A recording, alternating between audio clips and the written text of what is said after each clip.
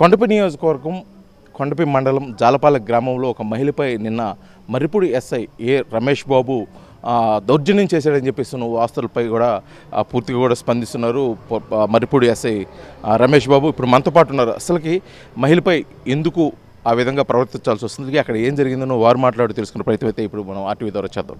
Sir చెప్పండి, నిన్న ఒక కేసు విషయంలో సీసీ ఫుటేజ్ కోసం ఒక ప్రాంతానికి వెళ్ళి ఒక మహిళపై దౌర్జన్యం చేయడం కూడా జరిగింది చెప్పి సీసీ ఫుటేజ్ కూడా బయటకు రావడం జరిగింది. దానికి సంబంధించి జిల్లా ఎస్పీకి మీ మీద ఫిర్యాదు కూడా చేయడం జరిగింది. అసలు అక్కడ ఏం జరిగింది? అసలుకి 28వ తారీఖు కొండపి ఎస్ఐ గారు కేసు డ్యూటీ మీద వేరే రాజమండ్రి వెళ్ళినప్పుడు సిఐ గారి ఇన్స్ట్రక్షన్స్ మేరకు, ఓవర్ల ఇన్స్ట్రక్షన్స్ మేరకు అక్కడ కొండేపిలో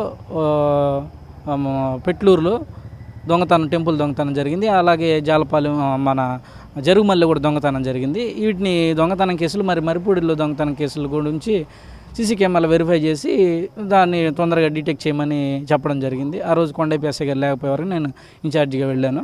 ఆ సమయంలో నేను వెరిఫై చేసేటప్పుడు ముందు సీసీ కెమెరాలు వెరిఫై చేస్తూ పెట్లూరుకి తర్వాత జరుగుమల్లిలో దొంగతనం జరిగిన ప్లేస్కి మధ్యలో ఎన్ రూట్లో ఉన్న సీసీ కెమెరాలు చెక్ చేస్తూ నేను ఇలా వెళ్ళినప్పుడు జాలపాలెం దగ్గరికి వెళ్ళినప్పుడు ఆ జాలపాలెం టెంపుల్ బ్రహ్మంగారి టెంపుల్ ఎదురు ఉన్న ఒక ఇంటికి ఎదురు బయట రోడ్డు మీద సీసీ కెమెరాలు పెట్టడం జరిగింది. నేను వెళ్ళి నేను యూనిఫామ్లో ఉండి పలానా పోలీసులు మేము అక్కడ దొంగతనం జరిగిందమ్మా, దానికోసం మీ దగ్గర సీసీ కెమెరా ఉంది కాబట్టి దాన్ని కొంచెం ఒక 10 నిమిషాలు మేము వెరిఫై చేసుకుంటాము, దీనికి ఏమన్నా దొంగలు ఏమన్నా ట్రేస్ అయ్యే మార్గం ఉందేమో చూసుకుంటాము, ఏదన్నా యూస్ఫుల్ ఇన్ఫర్మేషన్ తీసుకుంటాము అంటే ఆమె వెంటనే అక్కడున్న లేడీ అక్కడున్న కొండలరావు అనే ఒక రౌడీ షీటర్ అతనికి ఫోన్ చేసి ఇలా పోలీసులు వచ్చారని చెప్పినప్పుడు అతను నాకు ఫోన్లో మాట్లాడారు. కొండలరావు గారు నేను ఇలా వచ్చానండి అంటే మీరు ఎవరండి అన్నారు. నేను మర్రిపూడి ఎస్ఐనండి అంటే మరి కొండపి ఎస్ఐ గారు ఏమయ్యారంటే కొండపి ఎస్ఐ గారు కేసు డ్యూటీ మీద వెళ్ళారండి, ఇక్కడ దొంగతనం జరిగింది కదా దానికోసం మేము వెరిఫై చేయడానికి వచ్చామంటే మీకైతే నేను ఇవ్వను సార్ అన్నారు.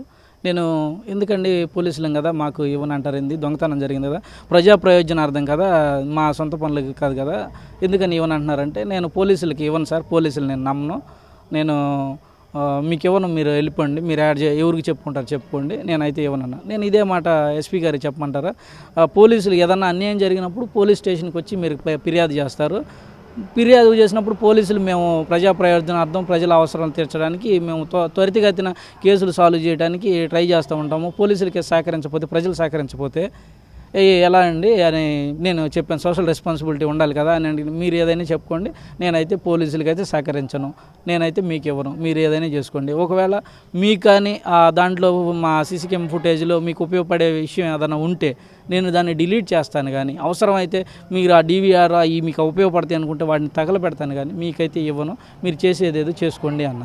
అంటే కాదు, అతను వీడియో ఫుటేజ్ ఇవ్వను అని చెప్పేసి మీతో అన్నారు, అతనేమో నేను పెన్ డ్రైవ్లో ఇస్తానని చెప్పి చెప్పడం జరిగింది. ఓకే, జరిగిందంతా ఓకే. మహిళని దౌర్జన్యంగా నెట్టి లోపలికి వెళ్ళాల్సిన అంతకుముందు ఏమో జరిగిందంటే సీసీ ఫుటేజ్లో కొంత కనిపిస్తుంది, సీసీ ఫుటేజ్లో కనిపించక ముందు బయట ఏమైనా జరిగిందా, అసలు దానికి ఆమెని తొయ్యటానికి గల ప్రధాన కారణం ఏంటి?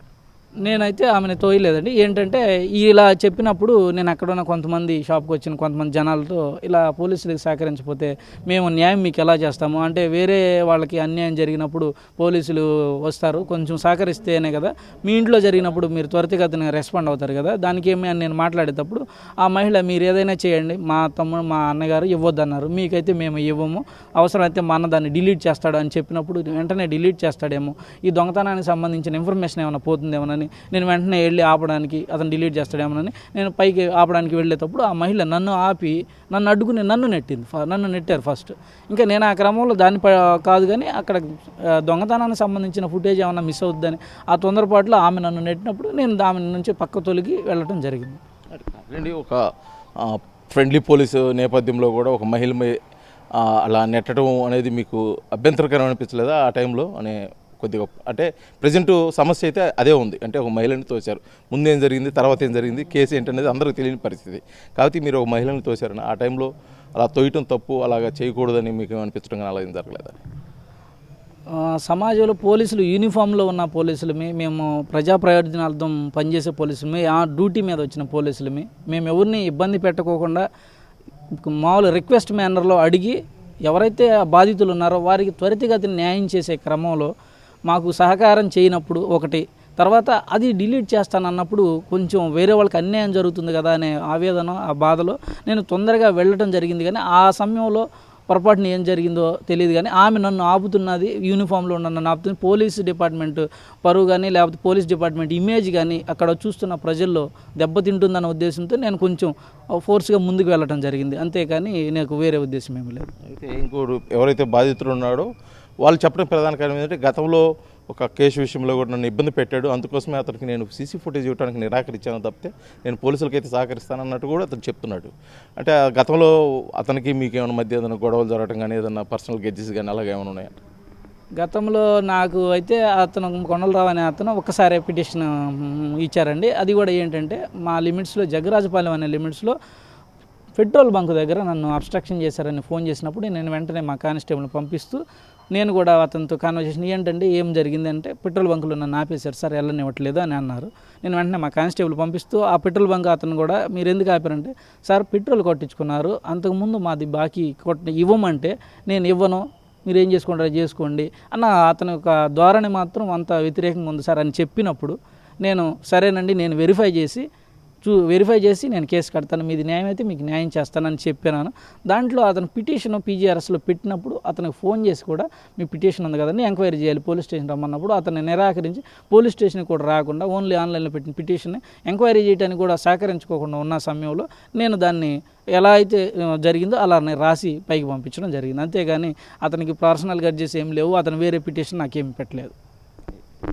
ఇది మొత్తానికి కూడా నిన్న మహిళపై పోలీసు అధికారి దౌర్జన్యం చేశారన్న సంఘటనపై కూడా మరుపుడి ఎస్ఐ ఏ రమేష్ బాబు అయితే స్పందిస్తున్నాడు. కేవలం నేను విధి నిర్వహణలో భాగంగానే పోలీస్ ఇమేజ్ని డ్యామేజ్ కాకోకుండా అదేవిధంగా విధులకు ఆటంకపరుస్తున్నామని, ఎక్కడైతే ప్రజలకు మేలు జరుగుతుందో ఆ సీసీ ఫుటేజ్ ఎక్కడ డిలీట్ చేస్తారనో ఒక ఉద్దేశంతో నేను వెళ్ళేదానికి ప్రయత్నించేదంతే ఉద్దేశపూర్వకంగా అయితే ఆమె మీద ఎటువంటి దౌర్జన్యం చేయలేదు. ఇది కేవలం విధి నిర్వహణలో భాగంగానే నేను ముందుకెళ్ళాలని చెప్పేసి కూడా మరిపూడి ఎస్ఐ ఏ రమేష్ బాబు అయితే తెలియజేస్తున్న పరిస్థితి ఉంది. వీడియో జర్నలిస్ట్ లక్ష్మణ్తో శ్రీనివాస్, RTV, మరిపూడి, ప్రకాశం జిల్లా.